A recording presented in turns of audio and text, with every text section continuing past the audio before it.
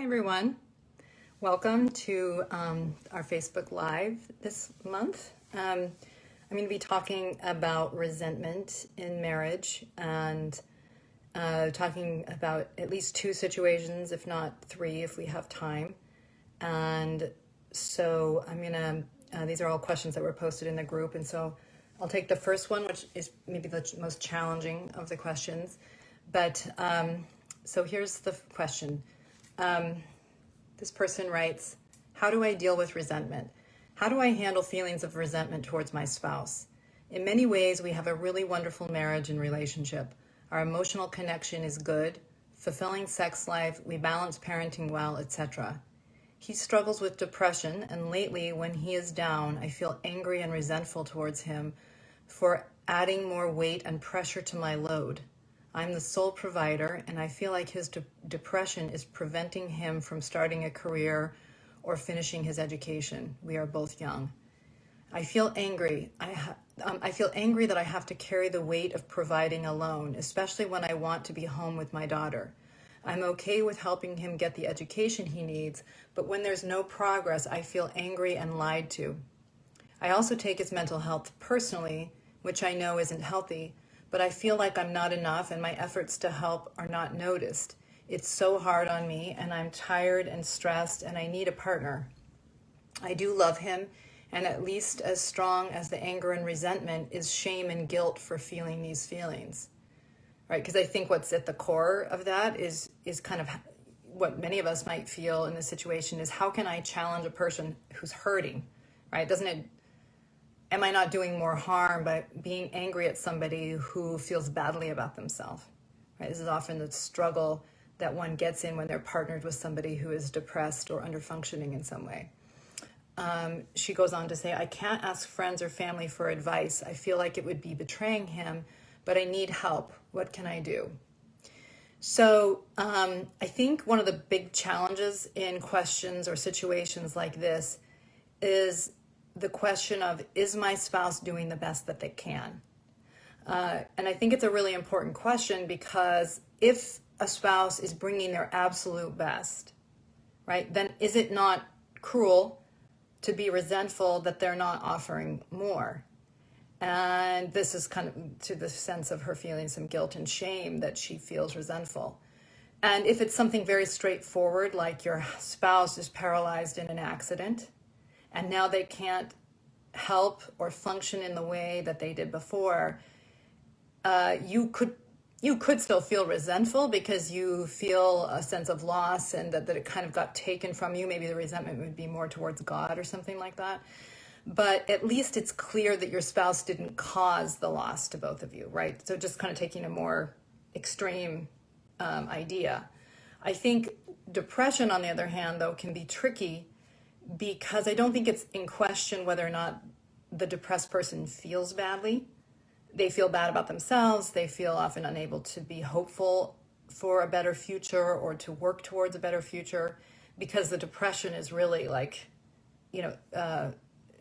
pushing down on them, right? So I don't think there's any question about whether or not the depressed person feels bad and feels really stuck. I think the question is whether or not they are doing their best, whether or not the depressed spouse is prioritizing their feelings over their responsibility to themselves and to the marriage, right? And whether or not, in a way that because they're prioritizing their feelings, they are taking advantage of you and others, right? And that maybe you're participating in it in the way that you respond, which I think is what this person is trying to sort out for herself. And so that's not always an easy question to answer, because you may not really know what that person is experiencing. You may not know if you could do better than what they're doing. I mean, for some people, it's a heroic act to get out of bed in the morning.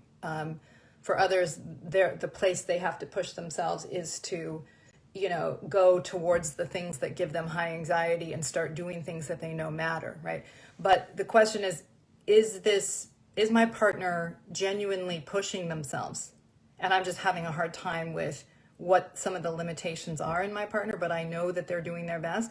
Or are they indulging in some way in their bad feelings, and I'm participating by over functioning.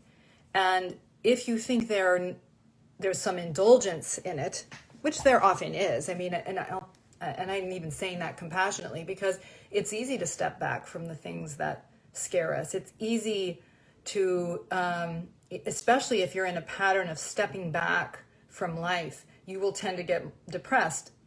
You may be in a pattern of stepping back because you have high anxiety about life. And so when you start to get depressed, your anxiety will actually increase, and it's very hard sometimes to get out of the rut of depression and anxiety. So I just want to be clear, I'm not suggesting a simple frame around this, like your spouse is just being indulgent.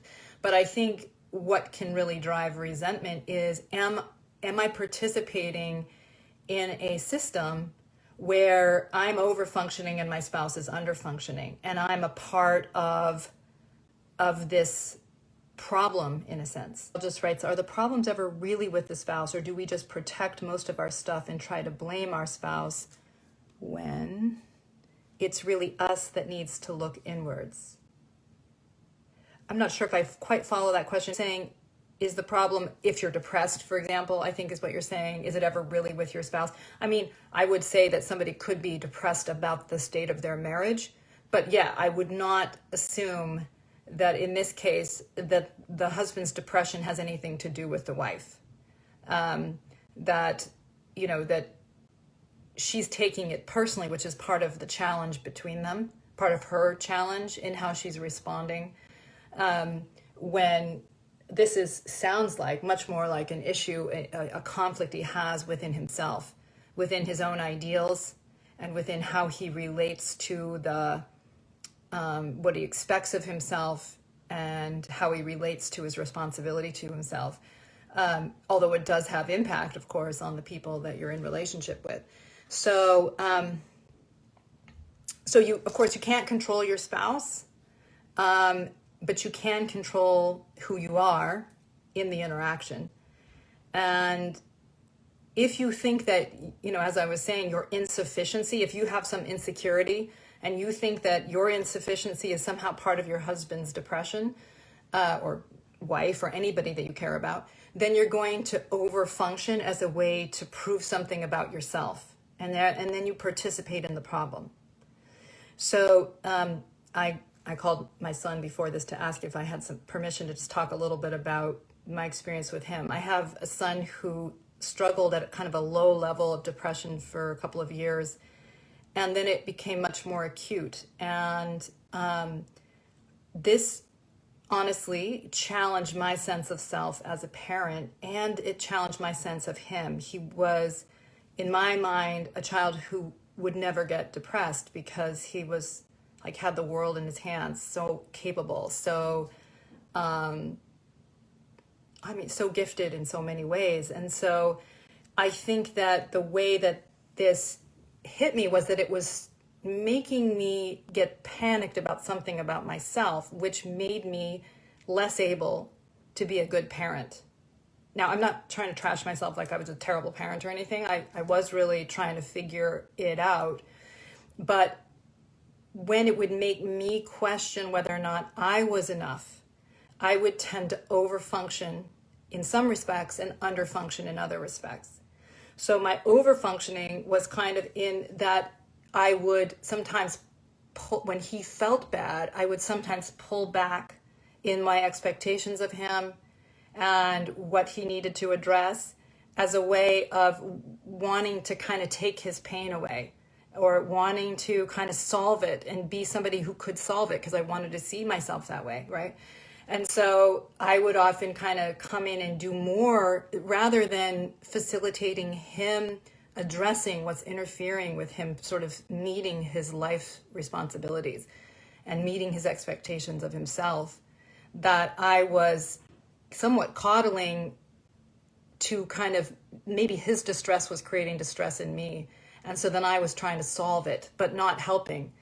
And then on the other hand, I was underfunctioning because, I'm a professional listener, so you'd think I'd be good at listening. But when it was my own child and he'd talk about his own struggles, I would often get dysregulated because I wouldn't want him to be having the struggle he was having. I wouldn't want him to be saying what he was saying. So I would say, well, no, don't think about it that way. Think about it this way. Here's the right way to think about it, blah, blah. and, so at a certain point, he was like, Mom, I feel so alone. Like, I can't, you don't listen. And I'm like, I don't listen. Like, so my point is that because it was hitting my sense of self, I was having a hard time staying clear about who my son was, learning who my son was, and sorting out what he in fact needed. And part of it, in reality, wasn't my problem. I mean, I don't mean to say that I had no impact. I think I did. And I actually take ownership of some of the ways that I did, that he could map some of my needs that I was putting onto him, right? So I think that I can save that for another Facebook Live. I can talk about that more at some point if that would be helpful to people. But so I had to kind of look at how I was putting pressures on him that he was trying to handle in his own life. But really he had a struggle with himself that he had to sort out.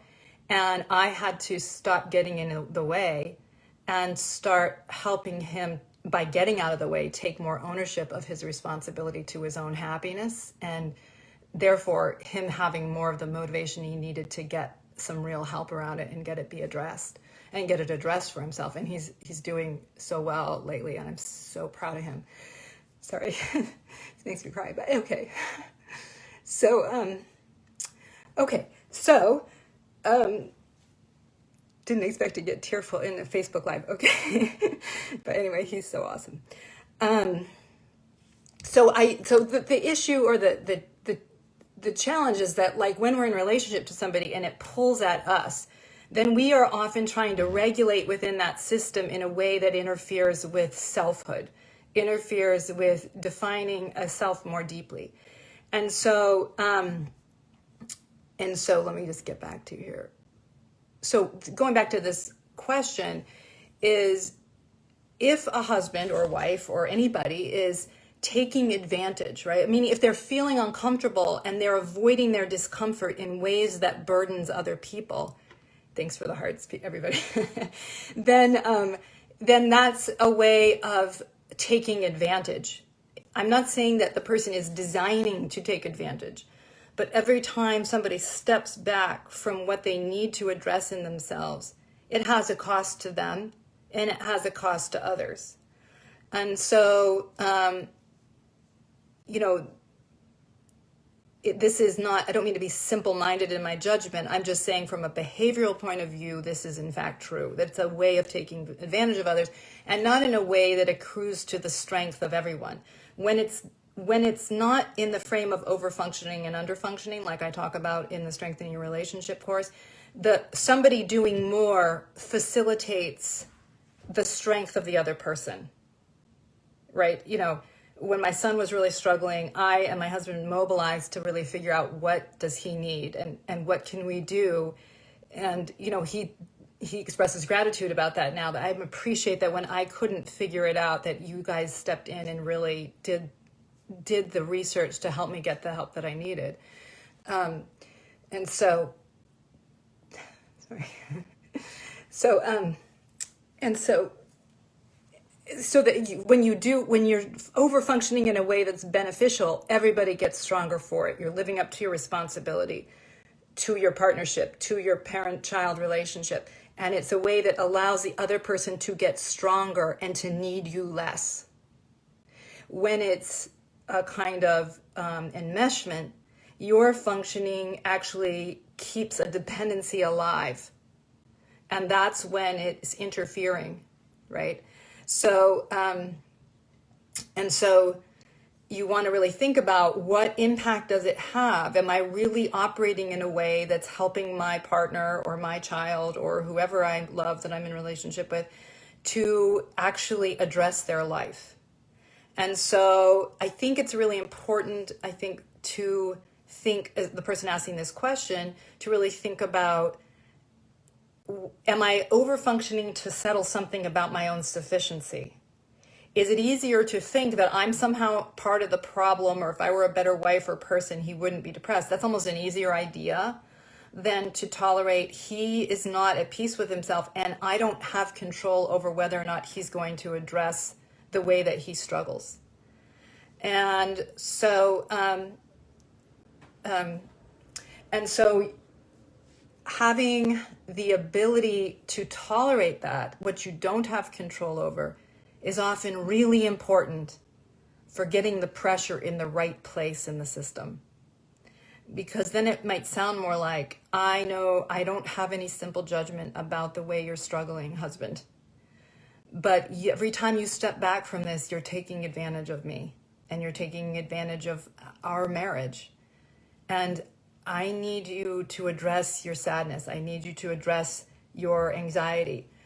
I know you intend to go do the things you say you're going to do, but then you give yourself a pass. And every time you give yourself a pass, you harm yourself and you harm us.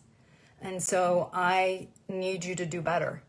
I need you to do better, not just for me, but for you too. And you know, so that you're, in a sense, you're putting more pressure where it belongs for the person to confront their life. What happens in systems often of alcohol or whatever, everybody ends up sort of instinctively coddling the person who's challenged because of their self-hatred, but it ends up only fueling the self-hatred. Okay, so someone's asking, how do I get past the resentment of a spouse having an affair and lying to me about it for 10 years? This was 14 years ago. I thought we had built trust back in our relationship. It took away choices that I would have had if I'd known the truth. I found out just last week that he's been lying to me about occasionally viewing porn. It is the lies that are worse than the actual actions. How can I work towards forgiveness? I think your goal, I'll just say this quickly, and maybe we could do a Facebook Live at some point on the issue of forgiveness because there's so much to say about it. I don't think your goal right now is forgiveness. I think your goal is clarity about who your partner is and how much development and trustworthiness is in fact there or not there. Your husband may well have evolved, but there's still plenty there that's not yet trustworthy. That's a possibility. I think your goal forgiveness very often for people becomes too quickly the goal because they don't want to deal with the feelings they have, or how do I trust becomes the goal rather than I need to confront the untrustworthiness and to see it honestly. Because if you're not building something on an honest foundation within yourself and within your partnership, you're never going to trust and you're never going to forgive. And so you have to put it in the right order. Forgiveness is not about letting somebody else off the hook. Forgiveness is about not living in resentment within yourself.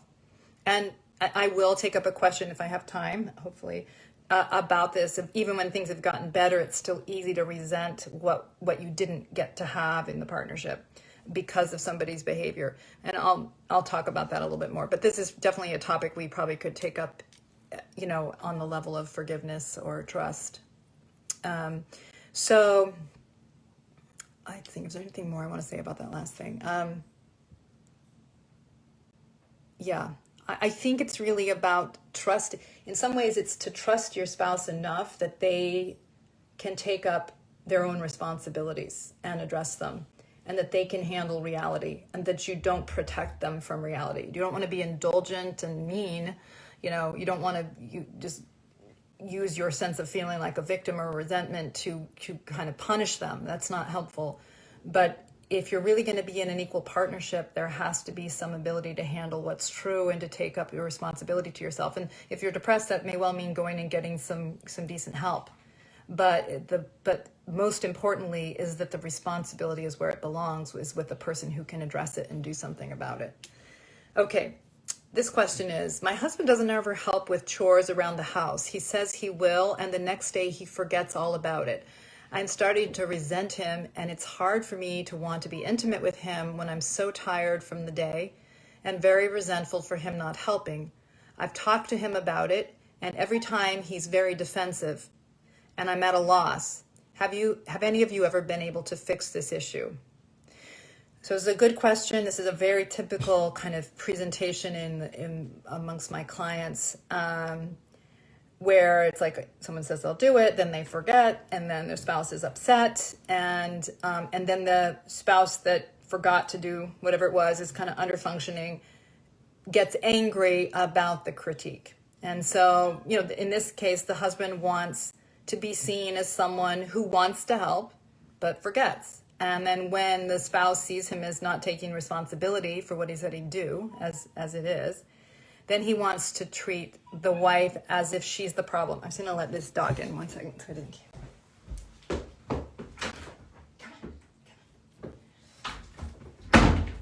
Sorry. So let's see. And so I think in this question, it's easier sometimes to be resentful than to address more honestly. Like, it's easy because you get a lot of negative feedback when you bring up the issue to just quietly resent and just tolerate it. That's what a lot of people do when they know there's a high cost for being honest. And the cost that this husband wagers is invalidation. You're being mean. You're expecting too much from me. Give me a break. I forgot once, so I forget things. I'm busy. I've got a lot on my mind. And these are very typical ways that partners can fend off the invalidation. He does it by making her pay a big price. She fends off the invalidation by just sort of tucking it away and not having to deal with the situation more honestly. And so resentment's often easier for us. Resentment's a way to quietly feel superior and quietly be angry without having to confront more honestly and kind of hold on to your sense of self in the face of that invalidation. Of course, resentment will kill sexual desire like nobody's business. I'm often, when desire is a presenting challenge, I'm often looking for that often they look like a much nicer or happier couple than they are, when really there's just loads of resentment that's operating under the surface for one or both people. So my suggestion, and it's always easier said than done, is to address the situation more honestly and directly, and then tolerate the invalidation, which is very easy to say, but that's really what it takes. And to tolerate the invalidation, you have to get clear about what you really think about what's going on between you, right? And this is really important because you have to be able to hold on to a picture of what's happening rather than the picture that's being sold in the moment of conflict. What I'm imagining, the way this husband might be defensive, is he's defending it. Like, what would be the archetypal client in this moment would be like, I have all these things on my mind. I have all these things to do. It's not that big a deal. Give me a break. That's it. And then the wife in the situation can feel like, I don't like you. I don't trust you, but am I being ridiculous? And so I don't want to be close to you, but can I really back up the problem when he comes down on me so much? And so if you're going to be able to, as I talk about in the relationship course, to solve a problem, you have to raise your functioning above where it is when you're operating in the problem. You have to understand better, right? That's what the course is designed to do, is to give you enough clarity about the pattern that you're operating in so you can address it from a higher level of understanding. That's the only way you can genuinely solve it. And so that might mean for the wife naming what's going on, but without needing her husband to approve. Now, I don't know if this will work. It says something here like bring them on camera. I don't know if I would like to be able to do role plays on Facebook Live because people say they're helpful. I just don't know if there's a way. Is there a way? I see. There's so much stuff. I have to scroll down. I realize people are saying things and I'm not answering. Sorry about that. So what does it look like to tolerate invalidation? Good question. It means that you're gonna say something that your spouse is not gonna like, and they're gonna push back and offer a picture to you of being unfair, being indecent, right? And to be able to tolerate, that's what they may do, but I can hold on to what I honestly believe is true enough to tolerate that they're going to present a different picture. So I don't know if somebody can just like type in a response, but I'm just going to be the wife, okay? And I'm going to see if there's any way that would work. And if anybody wants me to bring them on camera, I'm happy to try that too. But So the wife could say something like, "You're behaving in a way that kills my desire for you. You know, I want to be attracted, but when you say you'll do something and then you don't do it, and then when you make me pay for not liking the fact that you say you'll do something and not do it, it really undermines my desire for you." Okay, you want to be in the video? Okay, hang on. Good, Mikey. How do I do it? Okay, so I'll give my whole spiel again. So listen, it's easy to not want to bring this up with you because we often struggle in this conversation. That I do care about you and I do want it to be better. So when you tell me that you're going to do things and you agree to them, and then I come home and see that you have not done them, and then I feel like I feel it's clear to me, and then if I say something about it, you act like I'm the perp, like I'm the jerk, and I want that. Sorry, I'm sort of disorganized. Let me get into my head a second. So, and that's a problem for me. It's killing my desire for you because I feel like you're taking advantage. And then when I say I don't like being taken advantage of, then you make it look like I'm the crazy one.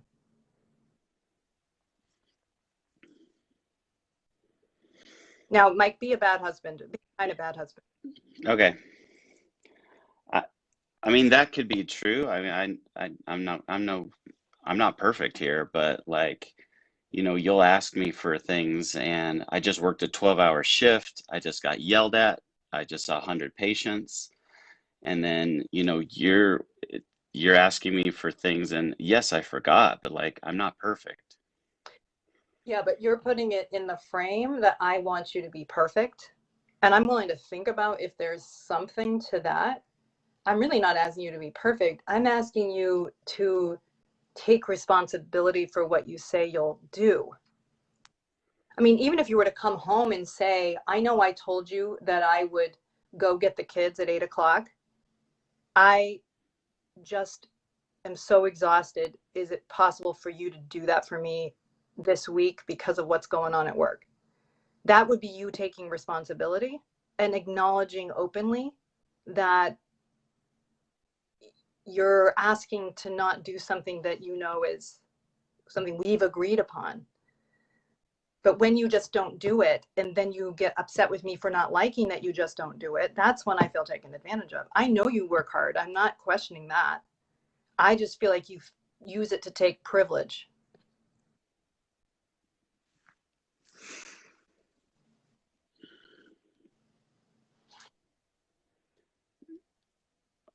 Okay. I can keep being evil one more Okay, give me time. one. Um, Yeah, but like you're sitting at home all day, you've got time to do these things. And so like you dump this stuff on me that's really your responsibility. It's not my fault you forgot the milk. And now all of a sudden it's my problem. And maybe my part in it is I take things on that are your responsibility too often because, it's very easy for you to underfunction and want to be coddled. Okay, well, you're never having sex again. Yeah. Exactly. And then you use sex as a I just, weapon. So I don't even want to bring it up because then you take away that okay. too. And so I have to walk around on eggshells. This is not how I would normally be. Oh, good. I'm glad. Okay. You're, Yeah. you think you walk around on eggshells. Okay. Just give me a second. You're a darker husband here than I'm expecting. So give me 1 second. Are you really taking the position right now, Mike, that you think that I underfunction around here? Yeah. I think we both know that you do. Okay. The only challenge with what you're doing, Mike, is it's a different picture. But let's go and Okay. the case that's being presented, which is that she's really doing more than he's doing. Oh, Because if it's like you're just throwing that out there to get her back on her heels, and she knows that that's Leah's like, exactly, sex is now off the table. Okay, it's a role play, Leah. yeah. Yeah. So, but okay, so let's go for, if it's that she really doesn't underfunction, and he's just using that to kind of, because she overfunctions and she self-doubts, okay, then that would be a sort of a darker move, which is, I'm going to diminish what you do, and I'm going to make you feel insecure because I'm doing this important stuff over here. And so that's really indecent, because it's getting her right at this kind of question of whether or not we're really equals, that I think is playing out in this dynamic of this question. So then let's go with that idea for a second, that she's not an underfunctioner. Okay. Then I would say,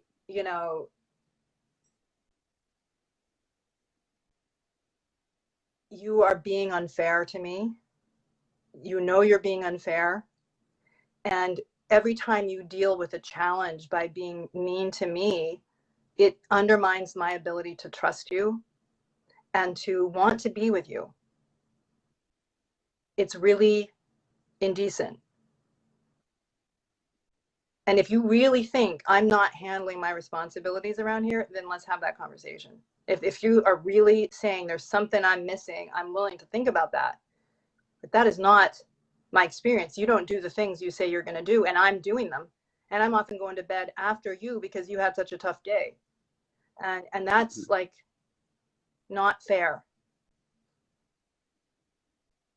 So then the worst part of myself would then say like, you're right, I suck, you know? Well, that's And I just I just guess I have to work on it. okay. Let's do that.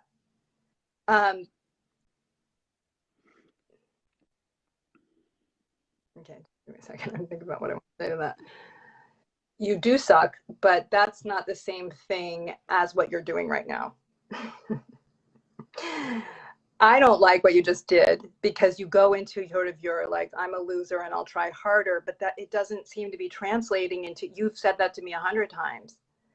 And I don't see you actually taking up your responsibility any differently. And I think I've gone to resentment so much that I let you kind of get away with it. That is to say that I just sort of quietly, I'm unhappy with you. So that's kind of been my part. And I want to do that. I need to do that differently. Yeah, because like my psychic abilities are limited. You expect all these things, and I only hear about it half the No, time. Mike, I'm not talking about psychic ability. I'm talking about you taking responsibility for yourself. And if you keep twisting like this, it's a real issue for me. Mm-hmm. Okay. So we're done. Yeah. No, I mean, my ability, I mean, what's helped me with therapy with you is being out in the open, my ability to do evil and my ability to be indulgent and stuff like that is like been the most helpful thing, is like that, to see how deep my ability to twist and to avoid looking at my own shadow.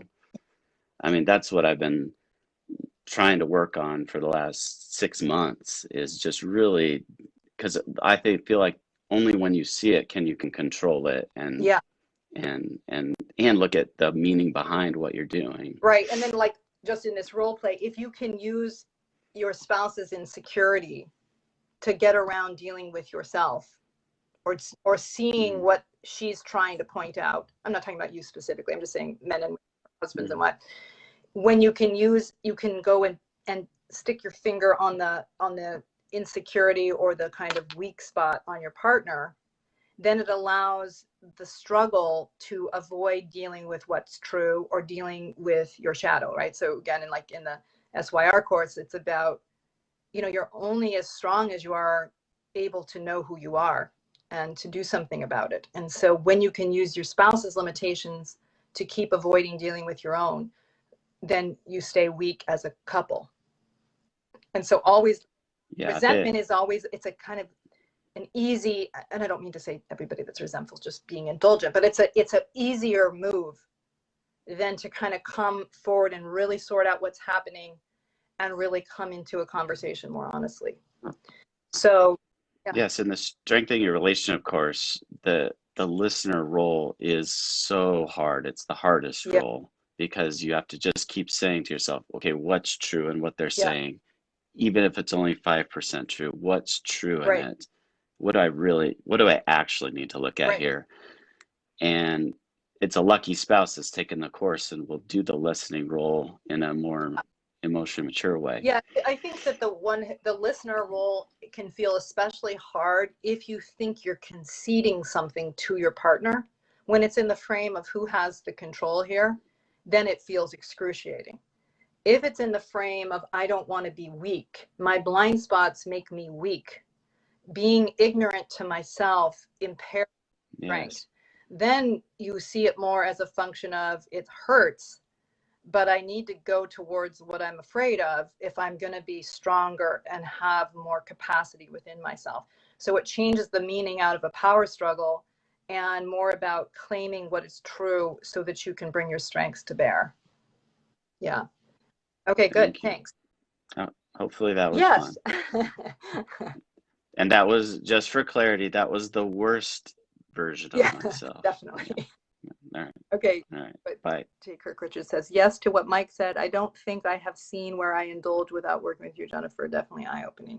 Okay, thanks. That's great. Okay.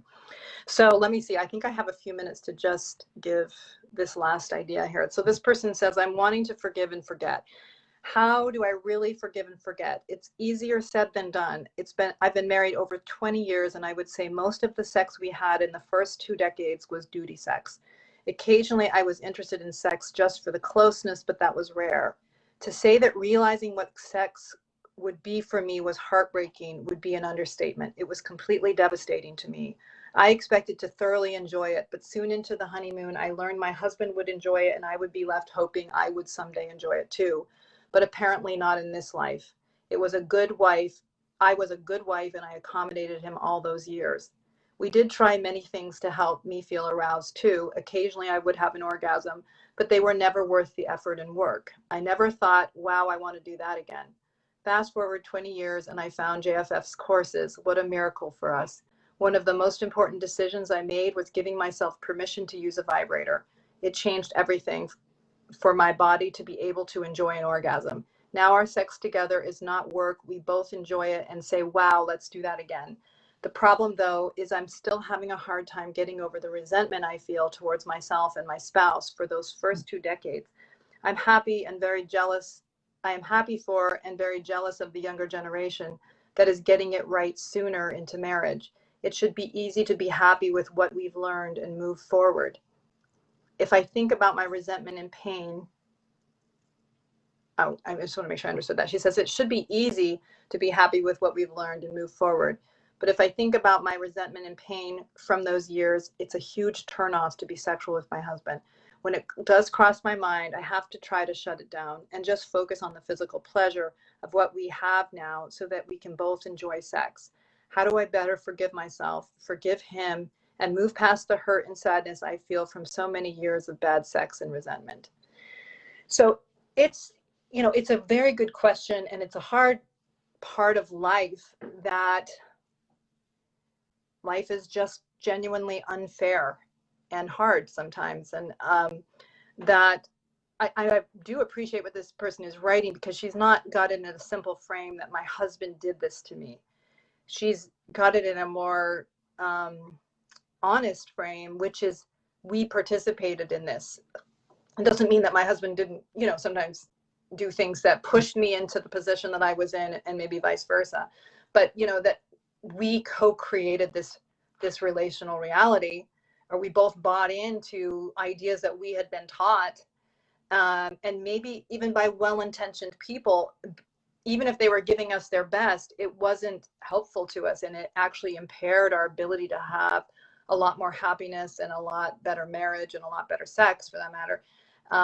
And so it's really, I think what she's saying is it's hard to kind of metabolize the loss of that without it kind of consuming me.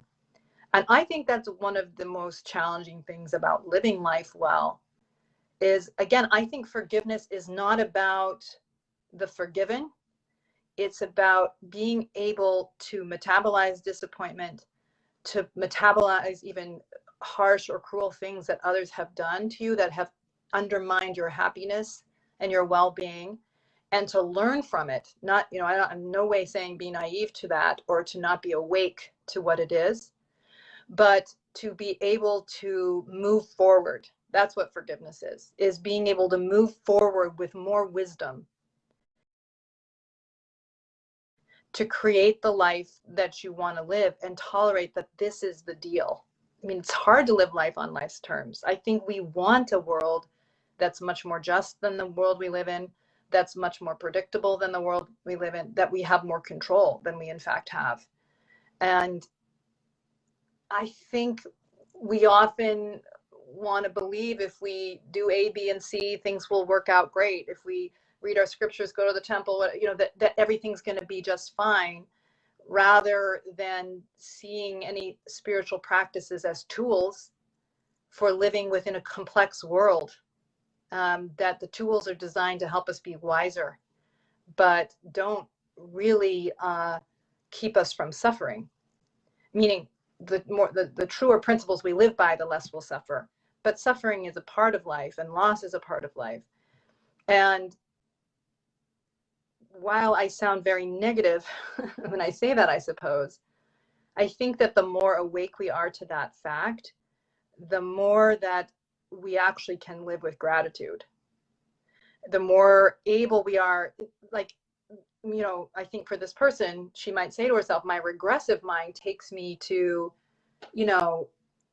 I should have had it better. Why did those people get to know things at age 25 that I didn't learn till 45? That's an easy place to go. But I think that in reality, so many people don't have the things that they need. And it's the person writing the question could also think, I did find ideas and principles that have been very helpful for me. And I have what a lot of people don't have, people that are 65 or went to the grave without ever knowing a more intimate life, or a life in which they could belong to their own body and their sexuality and their partner. And, and I do want to focus on what I do have. My family, we do like a kind of online church every Sunday, and my brother was talking about a presentation he had heard about happiness, and so he was talking about some of the principles around happiness and how we handle anxiety and uncertainty and how these impact our overall well-being. But one of the things he talked about was just the practice of gratitude. And of course, I talk about this in the courses, and I know this principle, but I have just even been just doing it more deliberately every night, just thinking about all the things I'm grateful for. And it's remarkable how much impact it has on just my sense of joy. Because what the human mind does is, it, even when you get something you really want, like people are happiest when they get a raise, but when the money actually goes into their bank account, they've already acclimated. Okay. So it's like whenever there's something positive, okay, I'll read that whenever we get something positive, that's, we feel the joy, but then what the human mind does so easily is quickly habituates and starts looking for what it needs or wants next. And that has a good function in it, because that will help you to get your next meal, or, make sure that you're not getting complacent and keeping yourself from being eaten by a bear or whatever. But it can be bad for the brain if you can't really take in the good that you have in a regular way. And so I think that, that is a spiritual practice in and of itself, is to spend time acknowledging, my partner loves me in these ways. My partner may disappoint me in these other ways, but my partner loves me and values me in these ways, and I'm grateful. And I recognize I'm not entitled to those things. I may be deserving in the sense that I'm a person worthy of love, but that doesn't mean that I have to be loved. And so the more we can recognize that these good things in our lives are gifts, they're blessings, it really does help how we feel in our lives and how much we can metabolize the losses. Let me just see what Doug says here. She said she's feeling, JFS says she's sounding negative. Not at all. This is one of the most hopeful things I've heard in a long, long time. Moving forward, not being naive, gaining wisdom, forgiving others, and moving forward with an improved life. So great. Thank you. I mean, I think that that is true. It's like, if we want to be God's hands, we want to create more good in the world. There is a certain way in which we are part of this, taking what is dark and turning it into goodness. Forgiveness is a part of that process, not because, you know, you paper over feelings or you pretend negativity doesn't exist. You look negativity square in the eye and you see it for what it is, and yet you don't let your resentment around that, or your despair or your fear take you over. And instead you stand up as stronger and move forward to create a better world. That's what we need so desperately. We need that. Let me just see if there's any other questions I can respond to before we're done here. My watch is not working well. Okay. Somebody says asking for a friend, but what is the question? Oh, here. What should I do when my husband is unkind to me and then invites me to do something fun and isn't willing to talk about it, the unkind incident? When I try to address it and then invites me to do something fun, I don't want to spend time with him when he doesn't seem to care because I feel resentful. So I would say you just want to take it up honestly, and you want to make sure it's not in a frame of wanting to punish him or even having to prove it to him. You know, when relationships move forward, you're not trying to prove to your spouse your point of view. It's an act of intimacy. You're willing to let your spouse know you and see you. So it's to say, I would love to do something fun with you. I want to feel good with you. When you don't take seriously what I'm talking about, it is very difficult for me to want to be with you because I don't trust the friendship. Now you want to check with yourself. Am I just using my resentment to like punish him by not doing the things he wants? Or is this really something I know I need to address? I want to have good things with you, but you are telling me the depth that this relationship can handle when you won't take seriously what I'm talking about. So that it, but it does, so it does require that level of kind of self exposure. Okay, let me just see if there's any others. How to address resentment when one spouse does heavy lifting of honestly addressing personal issues and tries to act altruistically for the good of marriage, and the other spouse will not address their personal issues honestly. That's a big question in the sense that it would be hard for me to answer because there's a lot of variables that would affect how I understand what's happening. But let me see if I can give a quick response to that. You know, I'll give two different ideas just to kind of consider. Sometimes when people feel like I'm doing so much and my spouse will not do their role, do their part, the part that I would want to look at and rule out is that sometimes the one that's doing so much is in fact, and I'm not saying that's the case here. I'm just going to give one idea for some people who get caught in the idea that I'm the good one and the other one is not doing what they need to do. It's they don't see the condescension and control that's oozing out of them all the time, right? So they may be saying, I'm the one who cares about growth in this marriage. I'm the one who cares about goodness. I've gone through all the courses. You haven't lifted a finger, you know, and it's a way of like continuing to be in a one-up position and continuing to try and control what you don't in fact have control over, rather than dealing with yourself. Now, let's say that's not going on, or if it was going on, you've addressed it and you really are dealing with yourself. Then it means you still deal honestly in the marriage, and you have to, let's say it really is what it is, that the partner is not willing to do anything for the sake of the marriage. Then I think you have to figure out who you're going to be in the face of that. I can't make my partner grow up. I can't make my partner deal with herself or himself. I would say, what am I going to do in the face of that? Who am I going to be? And then any conversation that you might have is not designed to pressure them.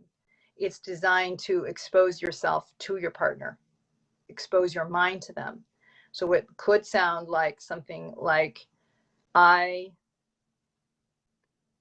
care about you, and I know that this has been our historical pattern. Okay, and you lay out whatever that is. And I know I've been a difficult person to love. And I know I've been a part of our challenges in these ways. This is my experience of you is that you're okay with me addressing who I am, but that you don't want to address who you are. You don't want to sort of take up your half. And that's very distressing for me, because I really want a more intimate, wholehearted marriage. And if I'm missing something about my role in your difficulty with dealing with your life, something that I'm doing, I really do want to know. So I'd be open to that. And you want to make sure you're not just taking on things to kind of get control that you don't in fact have, but that you are really willing to look at, maybe I'm not as evolved as I thought. Maybe I'm still part of the problem. Or if your spouse is like, they just don't want to deal with themselves. This is the hardest call for me in doing couples work, is when there's really somebody who really just doesn't want to deal with their anxieties and wants to kind of keep managing the marriage from a one down position. It's sometimes hard to call that, because my own self-doubt, like, am I missing? Are they trying, but they can't? Is there some impediment, but they really are doing their best? The same as sort of the first question. But if you really think this is somebody who doesn't want to do what they don't want to grow, they don't want to be inconvenienced, they don't want to confront themselves, then it's around what am I going to choose in the face of that? And I work with people who have a whole range of choices that they make around that. Some are like, I love you. I recognize what the marriage isn't going to be. I'm not going to go anywhere because I want to raise the kids with you, but I understand what it is and what it isn't. For others, it's, deciding to not be in the marriage anymore. But the part you want to really address is there something I'm missing in what it's like to be in relationship with me, that I'm in fact a downward pressure on my partner more than I realize. Okay, I think I'm at time here. So thanks, everybody. That was fun today. I actually like your feedback on that, if it was helpful to have a role play, because it would be, maybe fun to do more of that if that is helpful to people. And I will see you all next month. Okay, bye.